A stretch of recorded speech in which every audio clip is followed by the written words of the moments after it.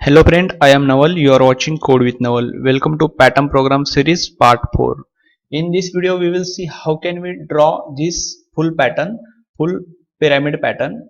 In the last video, we saw how can we draw left side, then we saw right side pyramid pattern. In this video, we will discuss how can we print this full pyramid pattern. Let's understand first this pyramid. Okay, you can see this pyramid divided in a three part. Okay, the first part is this space. Okay, this space we have to first maintain this space, then we have to print this half pattern. Okay, this half pattern, then we have to print this remaining pattern. We use a one outer for loop for printing a row. Inside of this outer for loop we have to write three inner for loop. The first inner for loop for printing maintaining this space, then second inner for loop for printing this first half pyramid, and third inner for loop for printing this remaining pyramid. Okay, let's see here.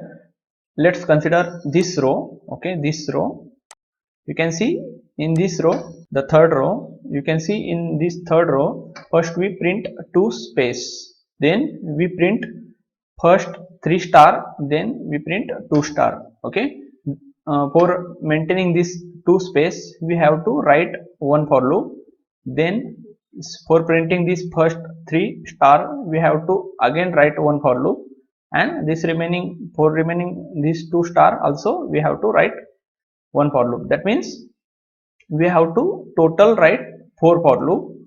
First the outer for loop for a printing row, and 3 inner for loop for a printing space first pattern, and then second part pattern. Okay, let's open our IDE. Okay, I am using here Eclipse. I'll simply create here one class pattern 4, class pattern 4, and simply create here main method. Okay, then create a scanner object because we will take value from user. Sc equal to new scanner, and simply type here system dot input. Okay, we are getting input from system dot in. Okay, that's it. Now we have to take value from user. That's why first define here one message enter value, enter value, then okay, then we will take value from user. Simply define here int n equal to sc scanner object dot next int. Okay, here we get whatever user enter value, that value we get inside the n variable. Now we have to write a for loop. Okay, and we will convert this program in a recursion without for loop. Okay, first perform this program with using for loop, then we will convert this program in a without for loop. Let's define here int I equal to 1, I less than equal to n, and I plus plus. Okay, let's save this. I'll define here this for loop for a row, and inside a row as we discussed we need a 3 for loop. First for a space, then first part pyramid first part, then pyramid second part. Let's create a first for loop for a space int. I'll simply define a yes for a space int yes equal to 1, yes less than equal to n minus I, and yes plus plus. Okay, yes plus plus. Now you can see here initially n value is a 5. If we enter 5, then initially n value is a 5 minus I means minus 1. That means this for loop iterate for a 4 time. That means in a first row it's print 4 space, then I value is the increment, it will become a 2 for a next iteration for a next row, and this time it will only print 1 to n minus I means 5 minus 2 means 3, 1 to 3. That means in a second iteration it will print only for a 3 space, then 2, then 1. So let's print here space sys out. Don't define ln because we don't need to go next line, and 2 space. Okay, I'll mention here this for space. Okay, now we have to print this first part, pyramid first part. Okay, that's why I'll define here for loop first part for loop. I'll simply define int j1. I'll give a j1 name equal to 1, j less than equal to I, and j plus plus. Here simply, okay, j1, it should be j1. Okay, j1 here defines sys out. Here also remove ln, print here star and 1 single space. This for a pyramid first part. Okay, we can say pyramid first part. Okay, pyramid first part. Now we have to create one more for loop for a next part. For int j2, I'll simply give a name here j2 equal to. Now you can see in a first part here we start printing star from first row, but if we can see here in a second part we start printing star from a second row. Okay, not here we didn't print star in a first row. That's why we have to define here initial value 2. Okay, then j2 equal to less than equal to I and j plus plus. Okay, I have to define here j2 plus plus. Then add here sys out, remove this ln, print star and space. Okay, this for a pyramid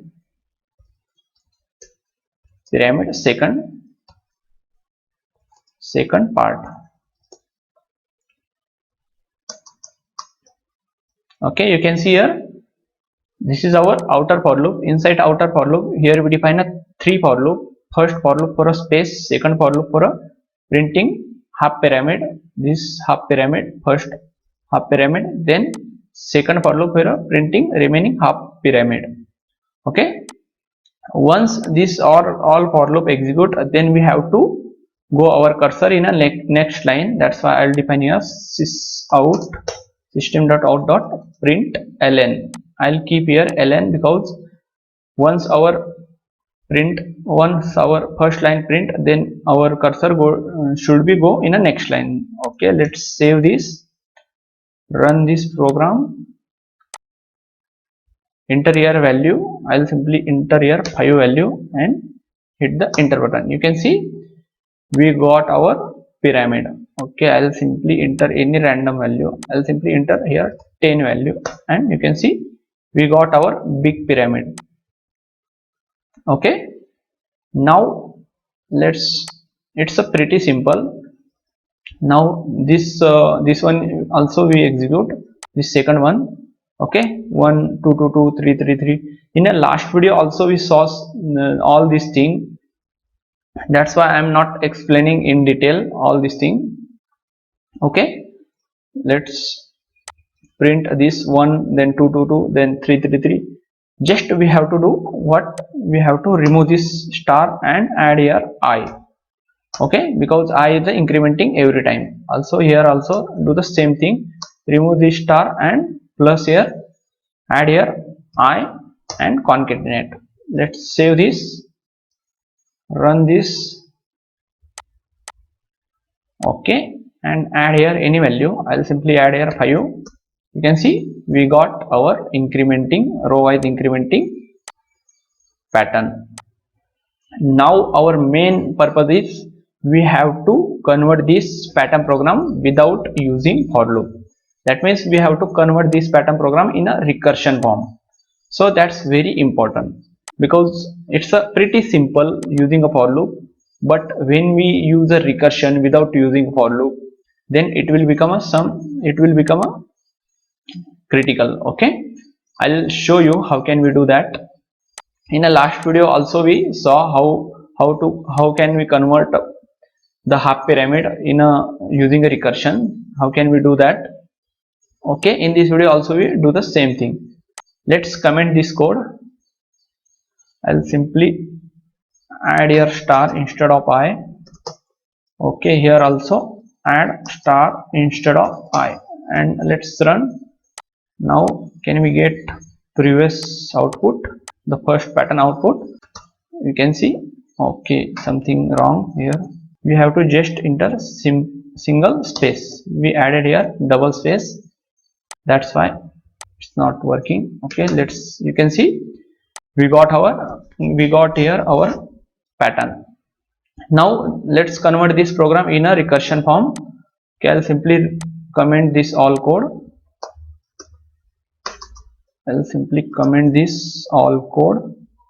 And I'll show you how can we convert this program in a recursion. Now let's consider here we have a total 4 for loop. That's why we have to create here 4 method. I'll simply create a one by one method. This first method I'll simply create public static void first method for a row, printing row. Then we have to create public static. I'll simply copy this first one. Okay, instead of typing all this code, copy, paste 1 2 3 4. Okay, the second one is for space. Third one is for I'll simply define here j1, and second one is for a j2. Okay, that's simple. Now we can see in our using a for loop, here we define a first outer for loop, then inside the outer for loop here we define a 3 inner for loop. Okay, that means we have to define this row inside our main method. Okay, let's copy this row and paste here. Also we have to pass here initial value is a I and end value is a n. Okay, let's accept those parameter here. I'll simply define here variable int I comma int n. Now you can see in our row for loop here we add a condition I less than equal to n. Okay, let's add that condition here also using if condition. If I less than equal to n, if it's satisfied, then this method will call itself. Okay, that means recursion. And also we have to increment this I, that's why define here I plus 1 comma n. Okay, and if we see this our for loop structure, inside outer for loop here we define a 3 inner for loop. The same way we have to define here inside this method, row method, we have to define this all remaining method. First we call the space method. Okay, here call space method, then we call j1 and then j2. Okay, simply call those j1 then j2. Okay, now this space method is responsible for printing space. Now here pass two things. First one is the initial value and second one is the n value, and also we have to pass here I value. Let's accept those value int k comma int n comma int I. Okay, let's save this. Here also we have to add same thing, same condition. If let's add here if condition, if I, okay, I mean k less than equal to n minus I. Okay, if this condition is satisfied, you can see for printing a space here also we define the same thing, yes less than equal to n minus I. We are using that same condition inside this if statement. Okay, if this condition is satisfied, then first print space. Okay, first print space. you can see here also we just printed space in this for loop, this space for loop, and then once it print space, then call the same method, okay, space also k increment, okay, also increment this k value, k plus 1. Now our this space method is complete. Now we have to print our half pyramid, first half pyramid. That's why here we define a j1, and for second half pyramid, for that we define here j2. Let's pass their value, their initial value. Both have a initial value 1 1 and their end value, okay, I'll simply their end value comma I, because they are incrementing every time 1 1, just 1 1. But here in this scenario j2 initial value is a 2. You can see here pyramid second part, and here we assign j2 equal to 2. Okay, let's pass here j2 2. Okay, let's save this. j1 here accept those parameter int j1. okay, I'll simply define here j equal to int j comma int I. okay, int j comma int I. Here we will simply check condition if j less than equal to I, then this should be true, and if this true, then print star. Okay, remove this ln, print star and space, and also call same method j1. okay, here we have to increment this j value and pass I, same I. okay, the j1 method is complete. Now we have to write code for a j2 for a second half pyramid. Let's also here define if j less than equal to I. okay, simply I. okay, now here we have to do same thing, sys out print star and space, and after that we have to define here j2 j plus 1 comma I. okay, here we didn't accept those parameters, that's why it's throwing error. Simply add here int j comma int I. okay, that much simple.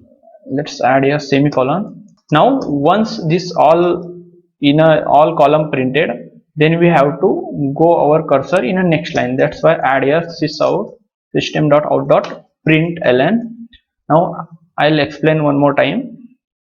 Here we simply created this method, row method, for a outer for loop, and this three method space, then j1 and j2 for a inner for loop. okay, this row method is responsible to print a row. When one row print, inside that row, here first we have to print space, then we have to print first half star, then we have to print second half pyramid star. okay, these three for loop we required inside a row for loop. okay, the same thing here we declare three method for first for a space, second for a printing first half pyramid, and third for a printing second half pyramid. okay, here you can see first for a space, then star, then also star. Let's save this, run this program, let's check it will work or not. okay, I'll simply pass here 5 value and hit the enter button. You can see here we got our expected result without using a for loop. That's amazing. okay, we can do anything with using a recursion. We don't need this for loop, because most of time interviewer asks, can you do this without using a for loop? okay, I'll show you code one more time. okay, you can, if you want, then you can write this code. okay, for in this video that's it. So let's bye bye.